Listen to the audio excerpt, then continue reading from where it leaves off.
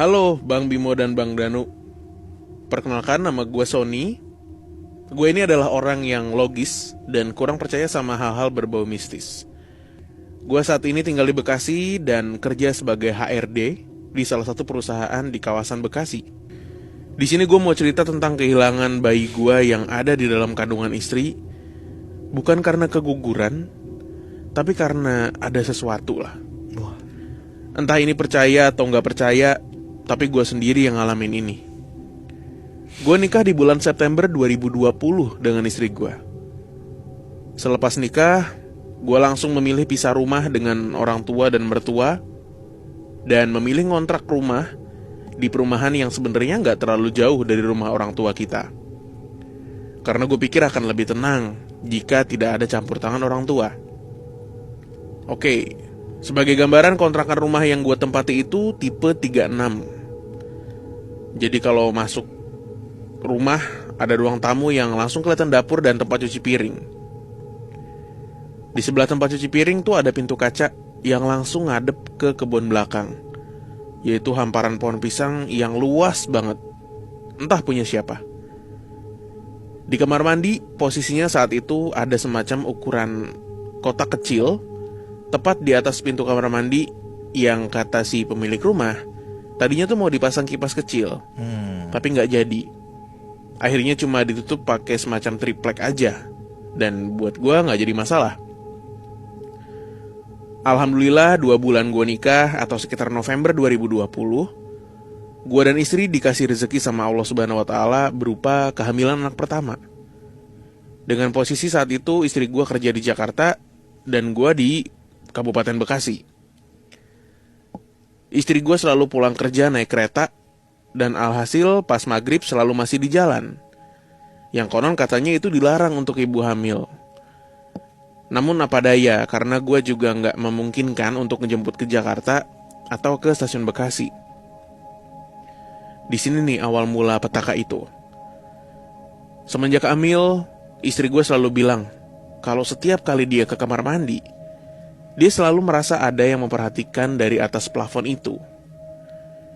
Kemudian selalu ada yang ketok-ketok, entah tembok atau pintu, saat dia lagi nunggu gue pulang kerja.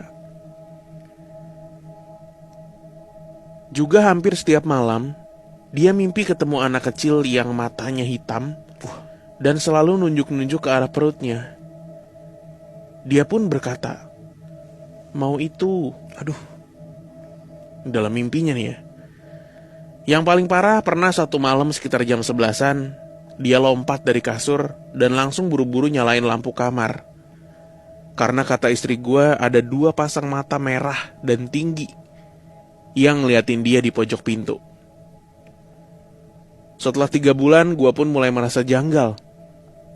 Karena di kamar hawa yang bener-bener dirasa panas banget. Emang cuma ada kipas saat itu, tapi ini hawa panas atau gerah yang bukan biasanya, atau kalau orang Bekasi bilangnya ngelekep. Iya. Akhirnya karena hampir setiap hari gue dan istri merasakan hal yang sama, kita selalu keluar tuh jam berapapun hanya sekedar buat cari udara. Ya gak lama sih, paling 15 menit buat muter-muter, kemudian pulang ke rumah lagi. Padahal harusnya ibu hamil tuh gak boleh keluar malam-malam gitu. Dan gue akuin itu kesalahan yang sangat fatal lah dari gue. Untuk plafon kecil yang ditutup pakai triplek itu selalu gue tutup full setiap malam. Namun entah kenapa setiap subuh gue mau mandi, plafon itu bergeser dan berubah bentuk.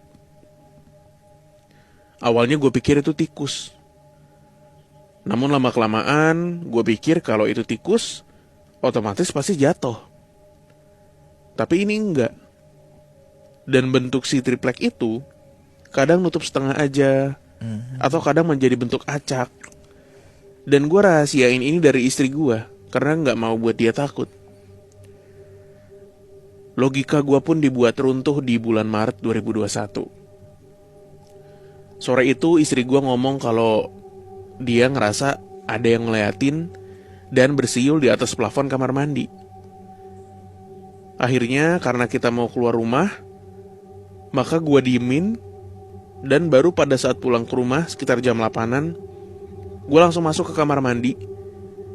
Dan persis di bawah plafon itu, gue bilang ke atas tuh,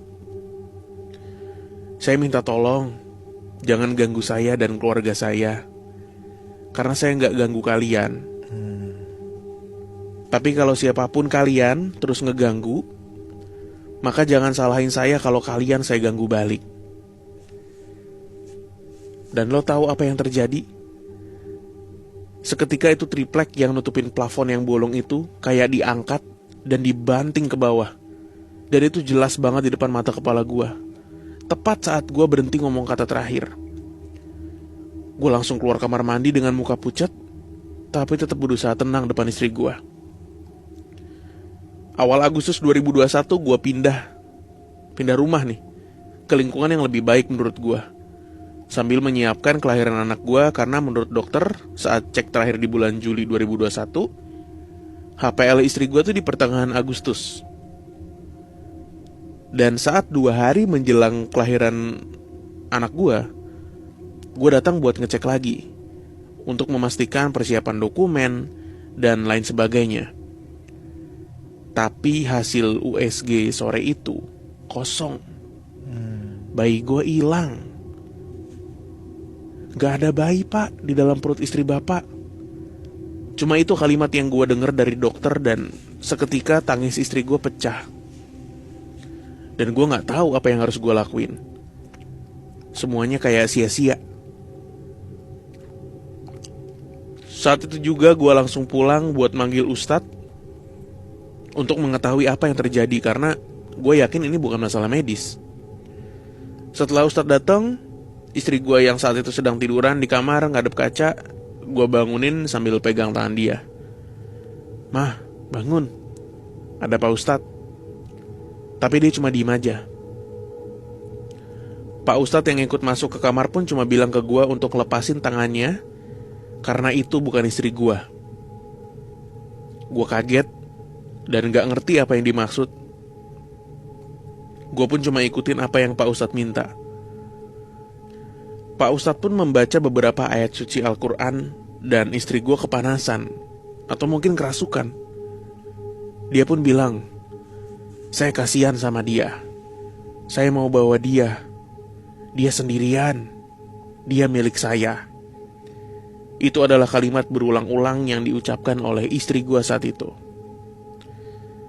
Setelah selesai, perut istri gue langsung ngempes. Gak kayak orang hamil. Dan gue cuma bisa istighfar dan mohon ampun sama Allah Subhanahu wa Ta'ala atas apa yang terjadi. Malamnya gue sama istri dan teman gue langsung berangkat ke salah satu rumah sakit swasta yang gue pikir lebih canggih peralatannya dari rumah sakit sebelumnya. Gue datengin karena gue penasaran dan mikir mungkin aja hasilnya beda gitu. Ternyata hasilnya pun sama dengan yang sebelumnya, bahwa perut istri gue kosong, gak ada bayinya. Oke, mungkin segitu aja bang yang bisa gue ceritain dan share. Semoga bisa jadi pelajaran buat teman Kliwon semuanya. Assalamualaikum warahmatullahi wabarakatuh. Waalaikumsalam warahmatullahi wabarakatuh.